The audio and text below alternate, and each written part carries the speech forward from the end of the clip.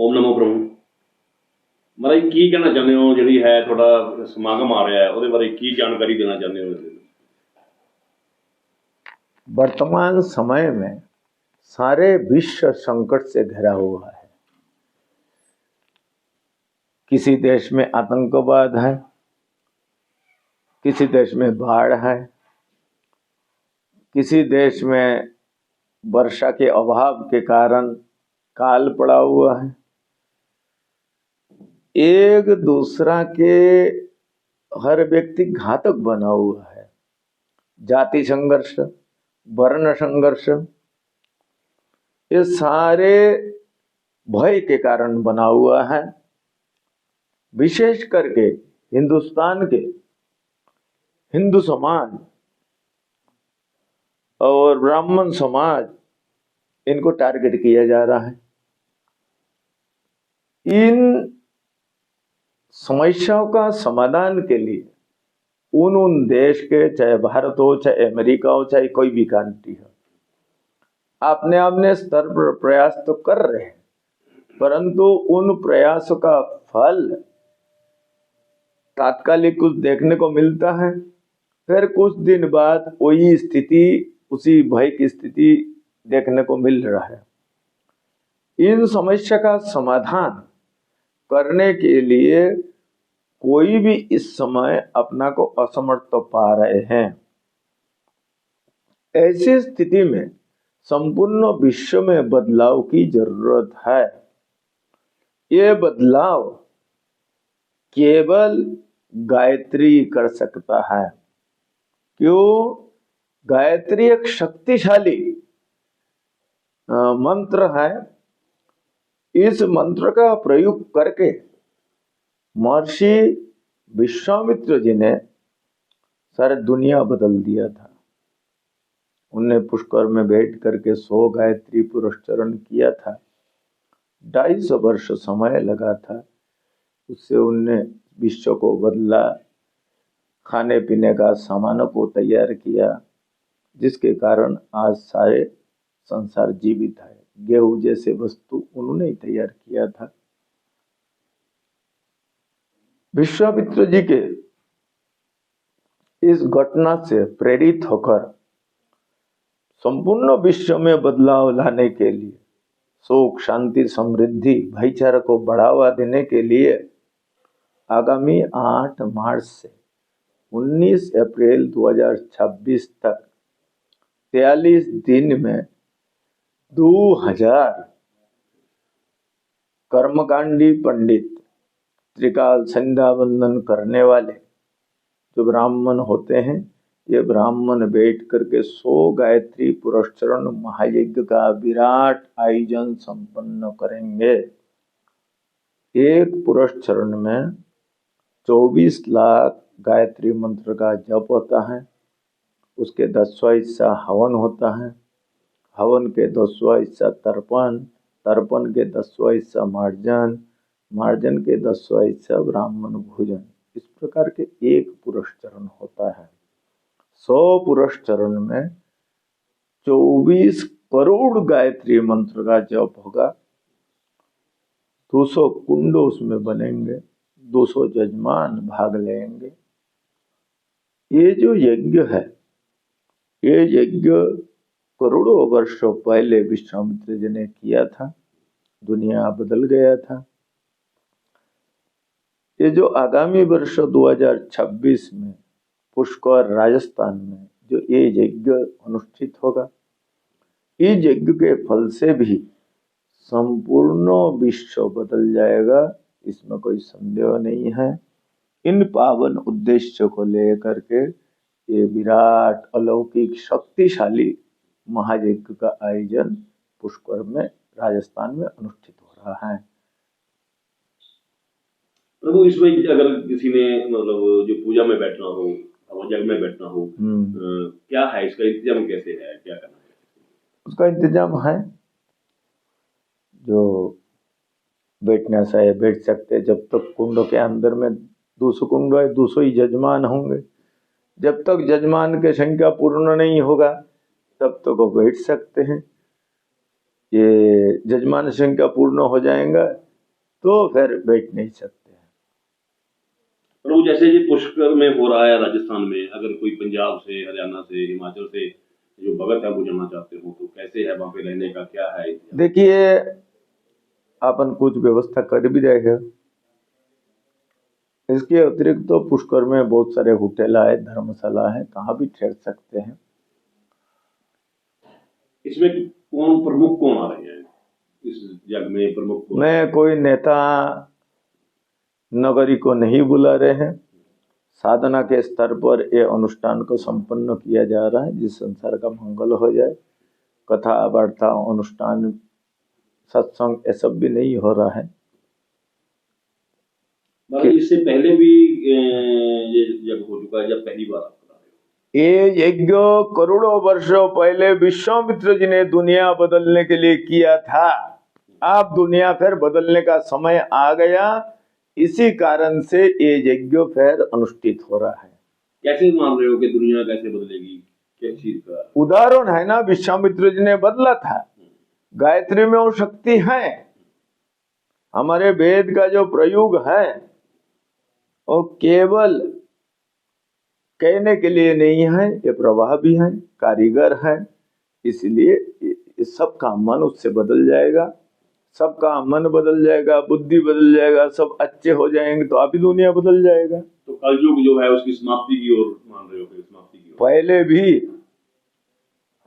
सतयुग में हिरण्यकशिप, हिरण्याक्ष आदि के द्वारा कलियुग की स्थिति उत्पन्न हुई थी। त्रेता में रावण आदि के द्वारा भी ऐसे कठिन परिस्थिति बना था। द्वापर में ये कंस आदि के द्वारा भी कलियुग की स्थिति बनी थी। तो समय समय पर उन युगों में भी कलियुग जैसे स्थिति उत्पन्न हुआ, और अब कलियुग में भी सतयुग की स्थिति आ सकती है, उसको बनाया जा सकता है, उसी के लिए प्रयोग हो रहा है। महाराज, सुनने में हम जैसे सुनते हैं, अपने पुरखों से सुना, महात्मा लोगों से सुना कि जब कुल बदलता है, युग बदलता है, तो कहीं कहीं पे दीप जलते हैं। ये क्या है, कैसे होता है? देखिए, जब युग बदलेगा तो सब अच्छे मन के हो जाएंगे, अच्छे बुद्धि के हो जाएंगे, तो आप ही अब सारे संसार में खुशहाली ही होगी, दीप ही जलेगा, दुख क्यों रहेगा? मतलब ये कई भविष्यवाणियां आ रही है आजकल। कई लोग भविष्यवाणी कर रहे हैं कि कुछ समय के बाद 1926 में तहल नहस हो जाएगा, दुनिया खत्म हो जाएगी। क्या क्या दुनिया खत्म नहीं होगी। दुनिया के जो मन खराब हो गया, बुद्धि भ्रष्ट हो गया, उनके भ्रष्ट बुद्धि और मन बदल जाएंगे। ये दुनिया तो ऐसे ही रहना है। अरे, क्या संदेश देना चाहते हो लास्ट में, जो हमारे दर्शक है उनको क्या कहना चाहते हो? हाँ, मैं गारंटी के साथ कह सकते हैं, ये जो यज्ञ हो रहा है, ये यज्ञ में निश्चित रूप से युग बदलेगा, सारे संसार में खुशहाली होगी। इस समय भारत की सुरक्षा और कल्याण से हम सुरक्षित नहीं रह सकते हैं। सर्वत्र सारे विश्व में बदलाव की जरूरत है। देखिए, दिल्ली में ब्लास्ट हुआ, ब्लास्ट की तार भारत में सर्वत्र जुड़ा, Pakistan, Bangladesh, Arab country, Turkey और अमेरिका तक जुड़ा। इसका मतलब सारे विश्व इस समय हिंदुओं को खत्म करो, इसी मुहिम में लगे हुए हैं। इसलिए हिंदू खत्म होने वाला जाति नहीं है, ना सनातन धर्म खत्म हो सकता है। जिस दिन सनातन धर्म खत्म हो जाएगा उस दिन संसार में कुछ भी नहीं बचेगा। सनातन धर्म ही प्रेम, प्यार, भाईचारा, परोपकार सबका शिक्षा देता है।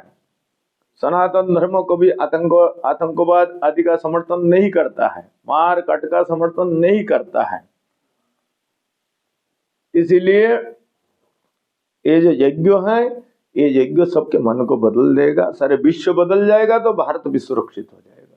महाराज जी, जैसे सनातन धर्म अपने संस्कार के लिए लड़ाई लड़ रहा है, उसे भी आतंकवाद कहा जा रहा है। देखिए, भगवा आतंकवाद कहते हैं।